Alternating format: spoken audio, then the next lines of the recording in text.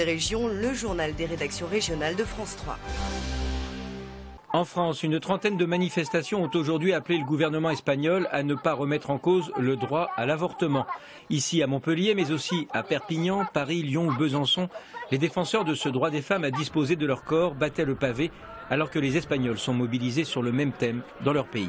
L'idéal, ce serait qu'en Europe, on puisse avoir des textes, voire des règlements, puisque là, les règlements s'imposent, qui permettent d'avoir les mêmes législations tirées vers le haut au bénéfice des femmes dans toute l'Europe. Rien n'est jamais acquis pour les femmes et actuellement, il faut vraiment être vigilant tous les jours, vigilante et vigilant tous les jours. En France, les manifestants défilaient notamment à l'appel du planning familial, des associations féministes, des différents partis de gauche, des écologistes et des syndicats.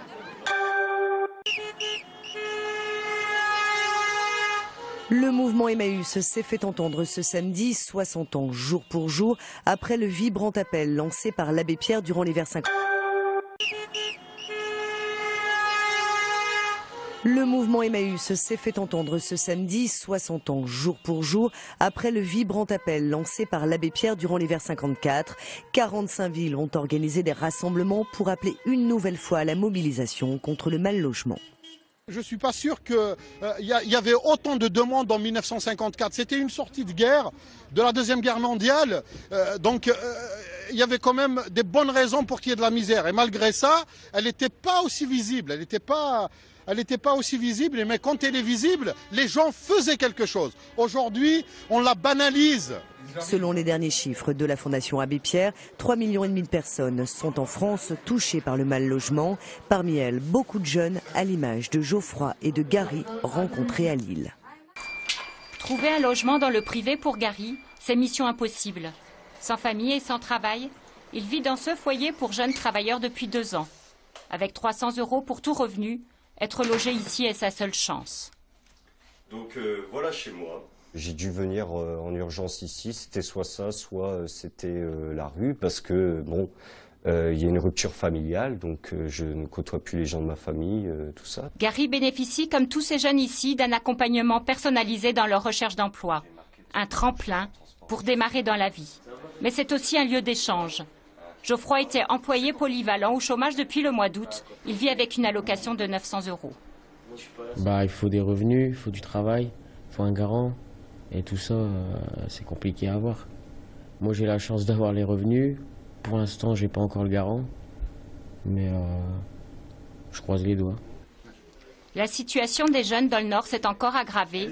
Sans aide familiale, beaucoup se retrouvent à la rue. Entre 18 et 25 ans, il n'y a pas de ressources, hormis les aides que peuvent apporter les collectivités locales comme le Conseil général jusqu'à 21 ans. Donc ce qui fait que pour un propriétaire, ça reste un public à risque. Et du coup, des structures comme les nôtres permettent de pouvoir travailler sur ces temps où l'incertitude est de rigueur pour le jeune. Avec près de 400 000 logements locatifs sociaux, le Nord-Pas-de-Calais se place au 3e rang national. Fortes pluies et grandes marées, le littoral atlantique et de la Manche restent sur le qui-vive. 11 départements sont toujours en alerte orange, même s'il a moins plu que prévu et que les vents ont soufflé moins fort. Les quais de Bordeaux ont cependant été inondés et dans cette petite commune de Gironde, les habitants ont eu une belle frayeur. C'est arrivé d'un seul coup. Il y a une voisine qui habite à la maison du bout qui a appelé ma mère en lui disant « Si vous êtes en bas, remontez très vite, l'eau arrive ». Et dans la folement, elle est montée, elle a même perdu ses chaussures et l'eau est arrivée d'un seul coup dans le garage. Quoi. En quelques secondes, oui, de la folie pure et simple. Les 4 départements les plus au sud du littoral atlantique ainsi que le Finistère restent menacés par les fortes crues de leurs cours d'eau côtiers. Dans les Landes, en revanche, la décrue est déjà amorcée. Nettoyer et pomper l'eau. Depuis 7 h du matin, les pompiers et les équipes municipales sont en action. À Dax, la décrue est amorcée. Moins 40 cm d'eau cette nuit. Pour les habitants de ce quartier, c'est l'heure de faire les comptes. Le rez-de-chaussée n'a pas été touché. On a simplement de l'eau dans le vide sanitaire où il y a quelques installations techniques qui, après, on va les reconditionner. Et normalement, en début de saison, donc on commence la réouverture début mars, ça ne devrait pas poser de problème. Pour les équipes de RDF, c'est une course contre la montre. Les transformateurs de ce quartier sont toujours sous l'eau. Hier soir, on a alimenté cette partie. Donc ce matin, on vient alimenter l'autre partie, quoi. On fait du provisoire, mais bon... Une vingtaine d'agents est mobilisée, les pieds dans l'eau. Ils rebranchent les derniers foyers. Gendarmes, pompiers, sécurité civile, 400 personnes sont mobilisées sur Dax et aux alentours. Même s'il continue de pleuvoir, le retour à la normale est prévu dans les prochains jours. Dans le Finistère, les habitants de Quimperlé ont toujours en mémoire les graves inondations qui l'ont touché il y a seulement un mois. Cette fois, même si la Laïta est sortie de son lit, le cauchemar ne s'est pas répété. Les équipements mis en place pour préserver maisons et commerces ont permis d'éviter le pire. En Charente-Maritime, le souvenir est plus ancien, mais il est bien plus tragique, c'est celui de la tempête Xynthia. Cette fois, une cellule de crise a été activée en préfecture pour parer à toute éventualité. Pas de population en danger pour l'instant.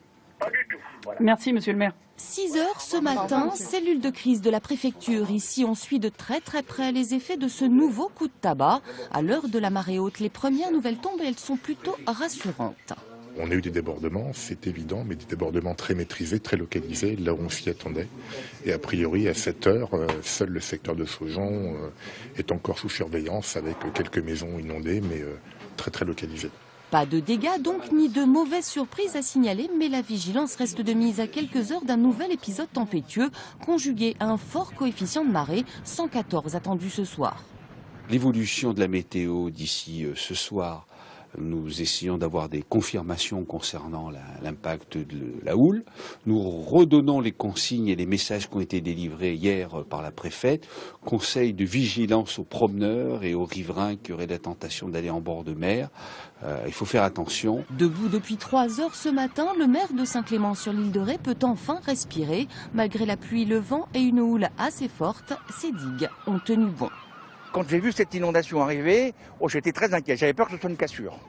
Comme ce n'est pas une cassure, c'est des récupérations de fossés. On va pouvoir, nous, travailler les fossés dans la journée pour pouvoir résister ce soir, parce que ce soir, on ne va pas rigoler plus. Comme beaucoup d'autres élus mobilisés, Gilles Duval sera de nouveau sur le terrain ce soir. Le département est toujours placé sous vigilance orange et la cellule de veille de la préfecture reste en alerte jusqu'à dimanche. Si le paracétamol est remplacé par les génériques dans les pharmacies, c'est une menace très grave sur les emplois de tous ces sites. Parmi ces sites menacés, celui de Sanofi à Compiègne où les salariés se sont mobilisés aujourd'hui, car si l'agence du médicament impose aux pharmaciens de délivrer la version générique du Doliprane, une centaine d'emplois pourraient disparaître selon les syndicats et pire encore dans les années à venir. Dans 3 ou 4 ans, pour se ravitailler en Doliprane ou en paracétamol, il faudra aller chercher ça chez les Chinois ou les Indiens, avec des coûts de production nettement moins élevés qu'en France. Et donc malheureusement, c'est la mort du Doliprane et du paracétamol sur la France. Le Doliprane représente un quart de la production chez Sanofi. Demain aura lieu la journée mondiale des zones humides. Les zones humides regroupent les étendues d'eau, de marais, de fagnes et de tourbières, comme celle-ci située dans le Limousin. En 50 ans, la moitié de ces surfaces essentielles pour la biodiversité ont disparu dans le monde, d'où l'importance de les faire découvrir pour mieux les protéger, comme ici au Mets, dans les Alpes de Haute-Provence. Sensibiliser le grand public à l'importance des ressources en eau, voilà un des buts majeurs de la manifestation. Les zones humides sont en effet 100 fois plus riches que les zones sèches. Comme ici sur ce lac des Mets, la faune et la flore se développent. Depuis 1971, tout est fait pour protéger ces zones. C'est une convention internationale qui a été décrétée dans la petite ville iranienne de Ramsar, qui a été décrétée par l'UNESCO et qui regroupe maintenant plus de 150 pays qui se sont groupés pour justement essayer de promouvoir la protection des zones humides parce que les zones humides sont menacées partout sur la planète. Le Val de Durance en général est un axe essentiel pour la migration des oiseaux, mais pas seulement. Le castor a aussi trouvé sa place. Ça c'est du castor, donc qui a taillé du peuplier pour casser la croûte, tout simplement. Alors le temps d'un week-end, expo, balades permettront de mieux appréhender ces zones humides.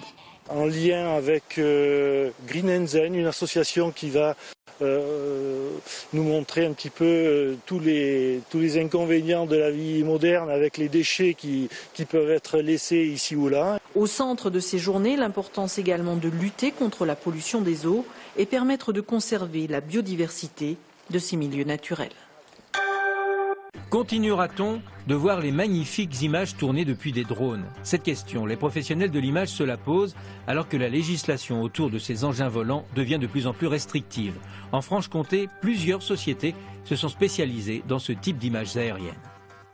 Cela fait 3 ans que Cyril et Marc travaillent ensemble. L'un est pilote et l'autre s'occupe des images. Et leur appareil de prédilection, c'est ce drone. Un engin volant équipé d'une caméra, 4 kg de technologie soumis à une réglementation drastique. C'est tous les papiers qui certifient que j'ai une licence, que j'ai une assurance, que mon drone est déclaré à la DGAC, que j'ai tel scénario pour pouvoir voler. Ensuite, il y a la fiche technique de la machine, il y a tout.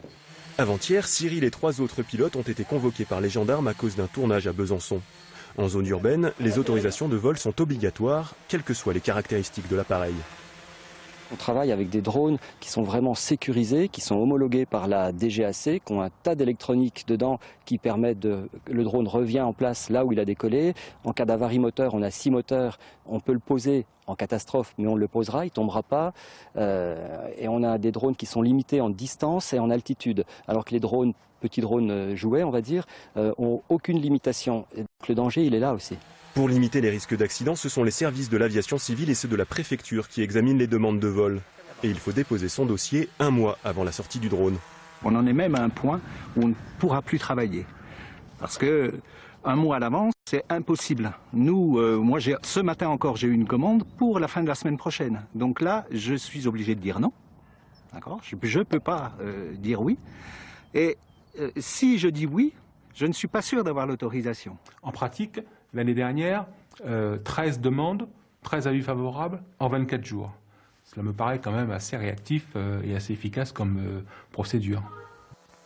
Faire voler un drone sans permis peut coûter cher, jusqu'à 75 000 € d'amende.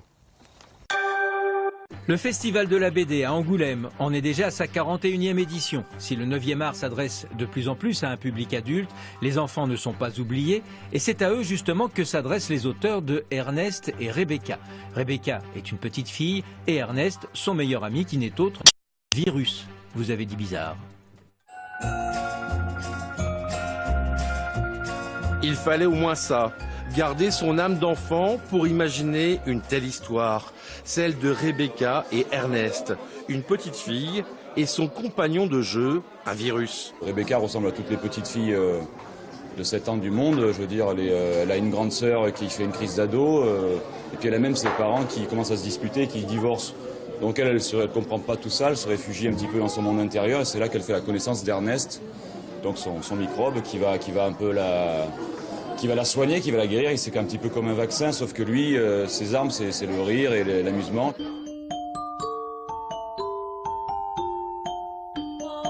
Pour l'aspect graphique, c'est le dessinateur Antonello Danella qui a saisi l'esprit que son scénariste voulait insuffler au personnage.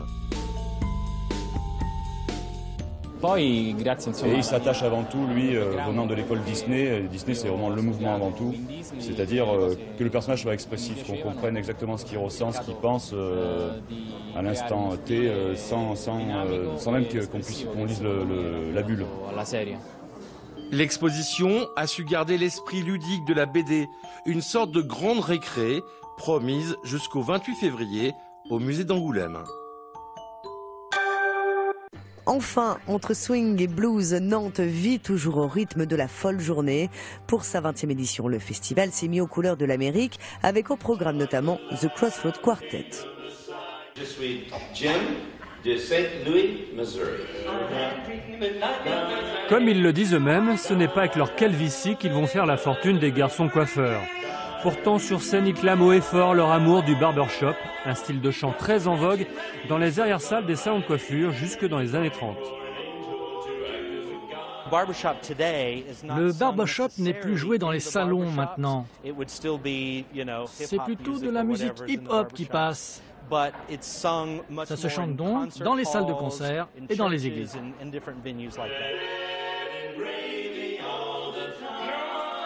Avec eux, on se plonge dans les racines de la musique noire. Jazz, blues, gospel et musique populaire américaine, le tout a cappella.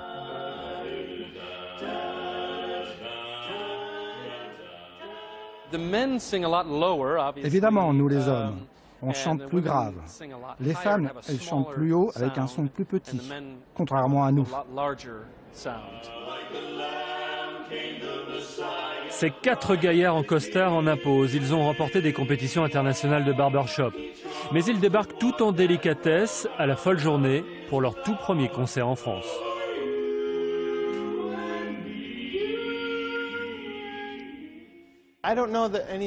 Aucun de nous n'écoute du heavy metal, mais tout ce qui sonne avec une bonne mélodie, ça nous plaît.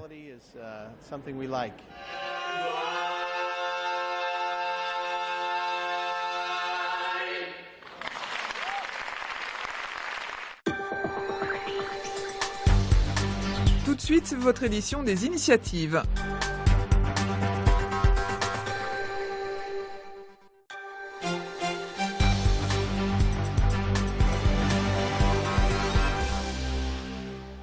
Au sommaire, l'imprimante 3D à la portée de tous, ou presque. En Moselle, une entreprise invite le public à venir créer ses propres objets avec sa toute nouvelle machine. Il y aura de la musique également dans cette édition, de la musique pour les légumes, car nous verrons que certaines mélodies font beaucoup de bien aux plantes. Mais tout d'abord, à 2 jours du coup d'envoi de la semaine du microcrédit, voyons en quoi consiste exactement ce dispositif destiné à certains créateurs d'entreprises.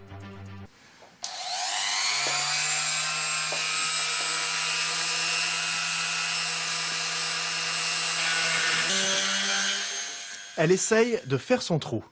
À 42 ans, Stéphanie s'est lancée dans la fabrication de bijoux fantaisie. Pendant 10 ans, cette ancienne coiffeuse a arrêté de travailler pour élever ses enfants. Depuis qu'ils ont quitté la maison, elle a décidé de reprendre une activité. Sans le microcrédit, elle n'aurait sans doute jamais réussi à se lancer. Pour l'instant, elle vend chacune de ses créations par bouche à oreille, entre 10 et 25 €. Je ne dis pas que je peux vivre de cette activité, mais ça me permet de pouvoir faire ma passion au quotidien, de pouvoir créer des bijoux. J'aimerais encore aller plus loin dans le projet, c'est-à-dire ouvrir une boutique pour justement pouvoir un jour en vivre. L'association qui suit le dossier de Stéphanie pour l'aider à grandir, c'est l'ADI, l'Association pour le droit à l'initiative économique. Ce sont ces agents qui décident de débloquer les microcrédits à condition que le projet soit viable. L'ADI existe depuis 25 ans. L'an dernier, elle a soutenu 200 personnes en Champagne-Ardenne. Les prêts vont jusqu'à 10 000 €. Souvent, les gens qu'on finance, c'est des gens qui ont un métier dans les mains, mais ils ne savent pas ce que c'est qu'être chef d'entreprise. Voilà. Donc, prenons par exemple l'exemple d'un peintre. Un peintre, il sait peindre. Par contre, est-ce qu'il sait faire un devis? Est-ce qu'il sait faire une facture? Est-ce qu'il sait relancer ses clients? Est-ce qu'il sait gérer ses impayés sur ses chantiers? Vous voyez, un petit peu tout ça. Malo, s'il te plaît. Malgré un taux d'intérêt élevé, autour de 6,7%, les bénéficiaires des microcrédits réussissent souvent à pérenniser leur activité. Dans 2 cas sur 3, l'entreprise existe toujours 3 ans après son lancement.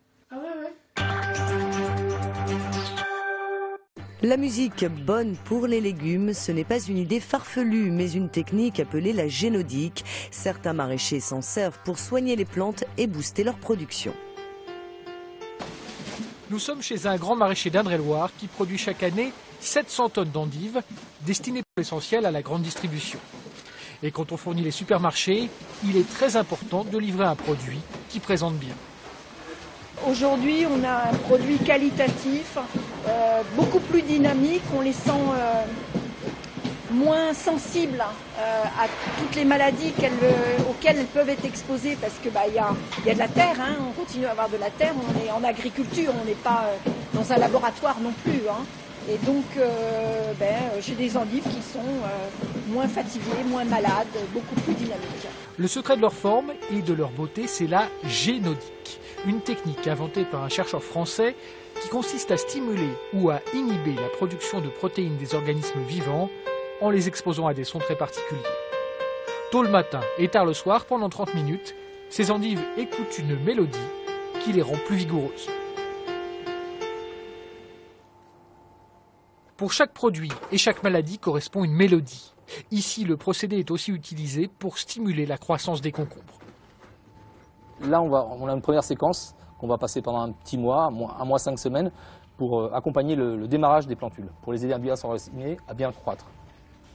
Les haut-parleurs qui diffusent les séquences sonores sont installés dans les serres juste avant que les plants soient mis en terre.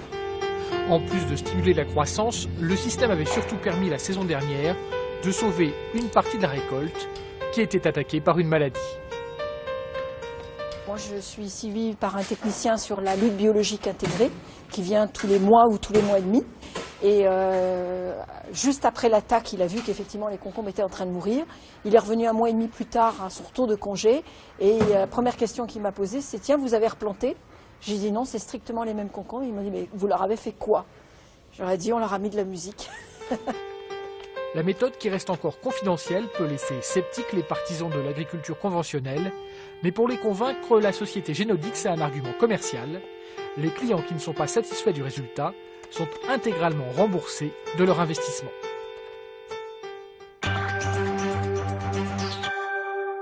Enfin, l'imprimante 3D. On en parle beaucoup actuellement, mais une entreprise de Moselle va encore plus loin. Elle a créé une machine moins lourde et moins chère que celle existant actuellement sur le marché. Elle propose même au grand public de venir la tester. Elle était encore réservée il y a peu aux industriels. La voici désormais accessible à tous. L'imprimante 3D, ou comment fabriquer chez soi un objet de décoration ou une petite pièce de remplacement. En une poignée de minutes ou en quelques heures, cette machine peut donner vie à toutes vos envies. C'est comme un pistolet à colle, mais qui se déplace en 3 dimensions dans l'espace et piloté par ordinateur. C'est-à-dire qu'on va avoir un dépôt de fil fondu, mais contrôlé, ce qui fait qu'on va déposer par exemple un contour, un périmètre. Ensuite, on va faire comme un hachurage pour remplir la surface. Et sur cette première couche de plastique, on va pouvoir venir déposer une deuxième couche, une troisième couche, et ainsi de suite. En fait, petit à petit, on va fabriquer des volumes. Une imprimante 3D 100% Made in Lorraine, conçue et fabriquée à Folchwiller. Cette machine, baptisée Foldarap, est 2 fois moins lourde qu'un appareil 3D traditionnel et beaucoup moins cher, entre 600 et 1200 €. Ses concepteurs ont même accompagné la création de leur bébé par la mise en place d'un Fab Lab, un laboratoire de fabrication où le public peut venir librement se servir des machines et obtenir des conseils. Le but du Fab Lab, c'est de mettre cette compétence en commun pour pouvoir viabiliser un projet et de voir si, oui ou non, c'était une bonne idée ou une mauvaise idée. Et à bas coût. Pourquoi? Parce qu'un Fab Lab, ça met à disposition d'une façon mutualisée des machines qui coûtent quand même relativement cher. L'avantage, c'est qu'on peut apprendre en s'amusant et aussi développer ses idées. Voilà, c'est le principal avantage des Fab Labs, je pense, et ce qu'on y fait. Utiliser des machines qu'on ne peut pas forcément avoir chez soi. Un projet de plusieurs années de travail et de recherche. Les deux associés ont même prévu d'embaucher du personnel très prochainement. Le 19-20 continue dans un instant sur France 3.